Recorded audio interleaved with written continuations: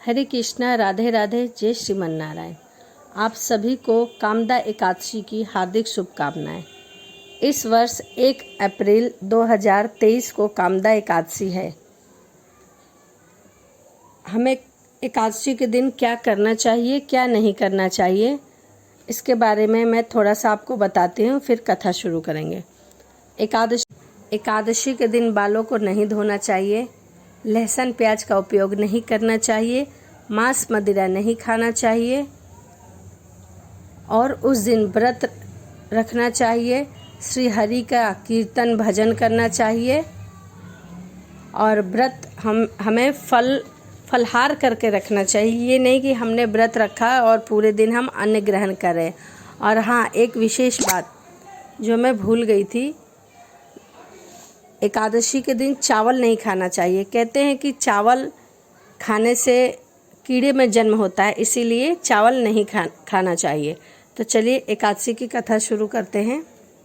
धर्मराज युधिष्ठिर कहते हैं कि हे भगवान, मैं आपको कोटि कोटि नमस्कार करता हूँ। अब आप कृपा करके मुझे चैत्र शुक्ल एकादशी का महात्म कहिए। कृष्ण जी कहते हैं कि हे धर्मराज, यही प्रश्न एक समय राजा दिलीप ने गुरु वशिष्ठ जी से किया था और जो समाधान हुआ और उन्होंने बताया सो मैं तुम्हें बताता हूँ। प्राचीन काल में भागीपुर नाम का एक नगर था। वहाँ पर अनेक ऐश्वर्यों से युक्त पुंडरीक नामक एक राजा राज्य किया करते थे।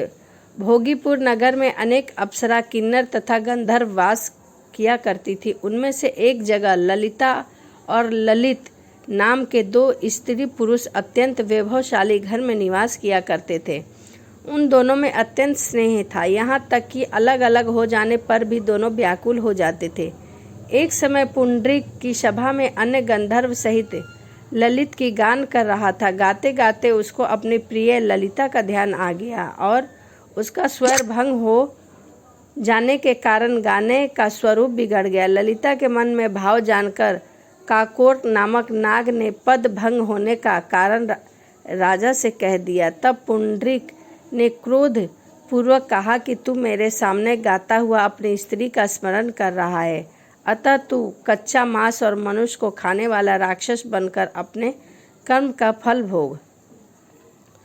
पुंडरीक के श्राप से ललित उसी क्षण महाकाय विशाल राक्षस हो गया। उसका मुख अत्यंत भयंकर, नेत्र सूर्य चंद्रमा की तरह प्रदीप्त तथा मुख से अग्नि निकलने लगी।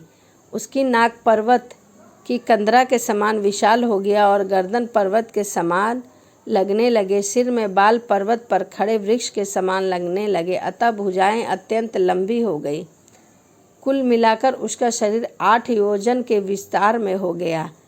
इस प्रकार राक्षस होकर वह अनेक प्रकार के दुखों को भोगने लगा। जब उसकी प्रियतमा ललिता को यह वृत्तांत मालूम हुआ तो उसे अत्यंत खेद हुआ और वह अपने पति के उद्धार का यत्न सोचने लगी। वह राक्षस अनेक प्रकार से घोर दुख सहता हुआ घने वन में रहने लगा। उसकी स्त्री उसके पीछे पीछे जाती और विलाप किया करती थी। एक बार ललिता अपने पति के पीछे पीछे घूम रही थी। विंध्याचल पर्वत पर पहुंच गई, जहाँ पर श्री ऋषि का आश्रम था। ललिता शीघ्र ही ऋषि के आश्रम में गई और वहाँ जाकर विनती भाव से प्रार्थना करने लगी।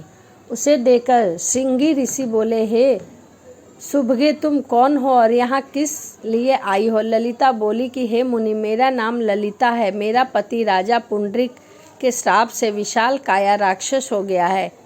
इसका मुझको महान दुख है। इसके उद्धार का कोई उपाय बताइए।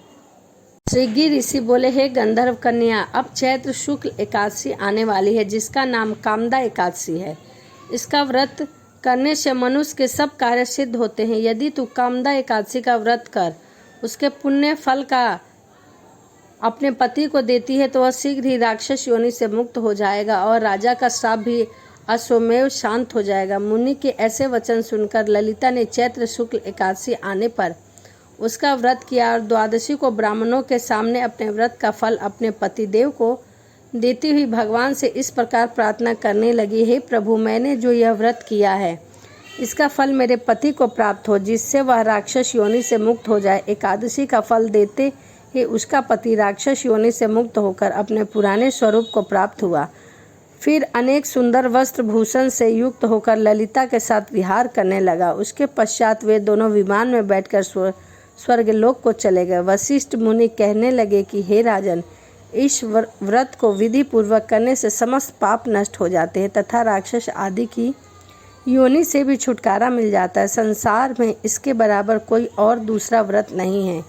इसकी कथा पढ़ने या सुनने या सुनाने से वाजपेयी यज्ञ की फल की प्राप्ति होती है। तो यह एकादशी की कथा थी। और एकादशी की पूजा कैसे करें ये मैंने पहले भी अपने वीडियो में शेयर किया है। चलिए अभी भी बता देती हूँ। सुबह स्नान आदि कर साफ सुथरे वस्त्र पहनकर श्री हरि के सामने भगवान विष्णु के एक प्रतिमा रखिए, फ़ोटो रखिए और उनके सामने संकल्प लीजिए कि आज मैंने एकादशी का व्रत करने का संकल्प लिया है। हे प्रभु, आप मुझे सहयोग करें। उसके बाद आप श्री हरि की पूजा कीजिए। पहले जल समर्पित करिए, फिर पुष्प, अक्षत, धूप, दीप, नैवेद्य और प्रसाद के रूप में फल या हलवा, लड्डू कुछ भी आप समर्पित कर सकते हैं। उसके बाद आप कथा को सुनिए। उसके पश्चात, कथा सुनने के पश्चात आप भगवान विष्णु की आरती करिए। आरती के बाद कीर्तन करिए और उनके नामों का स्मरण करिए। कोशिश करिए कि उस दिन झूठ ना बोलें आप और भगवान के कीर्तन में ही ज़्यादा मन लगाएं। तो ये पूजा की विधि थी। तो चलिए इसी के साथ मिलते हैं अगली वीडियो में। जय श्रीमन नारायण, हरे कृष्णा।